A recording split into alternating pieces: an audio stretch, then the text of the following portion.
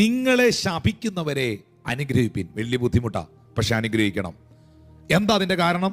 1 പത്രോസിന്റെ ലേഖനം 3-ാം അധ്യായം 9-ാം വാക്യം പറയുന്നു, നിങ്ങൾ ദോഷത്തിന് പകരം ദോഷം ചെയ്യാതെ, ദോഷത്തിന് ദോഷവും ശകാരത്തിന് ശകാരവും പകരം ചെയ്യാതെ, നിങ്ങൾ അനുഗ്രഹം അനുഭവിക്കേണ്ടതിന് വിളിക്കപ്പെട്ടത് കൊണ്ട് നിങ്ങൾ അനുഗ്രഹിക്കുന്നവർ ആയിരിപ്പീൻ.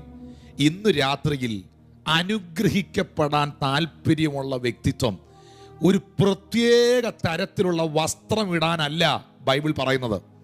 അനുഗ്രഹം അനുഭവിക്കുവാൻ വിളിക്കപ്പെട്ടിരിക്കുന്നവൻ, അനുഗ്രഹിക്കപ്പെടുവാൻ പ്രത്യേകമായ ഏതെങ്കിലും ഒരു സഭയിൽ മെമ്പർഷിപ്പ് എടുക്കാനല്ല തിരുവെഴുത്ത് പറയുന്നത്.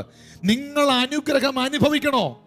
ദോഷം നിങ്ങൾക്ക് ചെയ്തതിന് തിരിച്ചു ദോഷവും, നിങ്ങളെ ശകാരിച്ചതിന് തിരിച്ചു ശകാരവും പകരം ചെയ്യാതെ നിങ്ങൾ അനുഗ്രഹം അനുഭവിക്കാൻ വിളിക്കപ്പെട്ടവരാണ്. അവരൊരു ആമീൻ പറഞ്ഞേ. ഞാനും എൻ്റെ കുടുംബവും അനുഗ്രഹം അനുഭവിക്കുവാൻ വിളിക്കപ്പെട്ടതാണ്.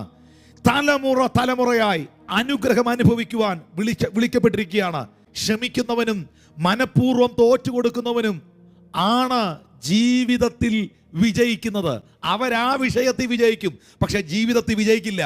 ജയിക്കാനായി വിളിക്കപ്പെട്ട ദൈവമക്കളുടെ ജീവിതത്തിൽ ഏറ്റവും പ്രധാനപ്പെട്ട ഒരു കാര്യമുണ്ടാകേണ്ടത് ക്ഷമയാണ്.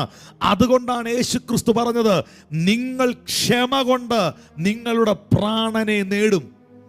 നിന്റെ പ്രാണൻ പോകുകയല്ല, പ്രാണനെ നേടും. ചേർന്നൊരു നല്ല ആമീൻ പറഞ്ഞേ.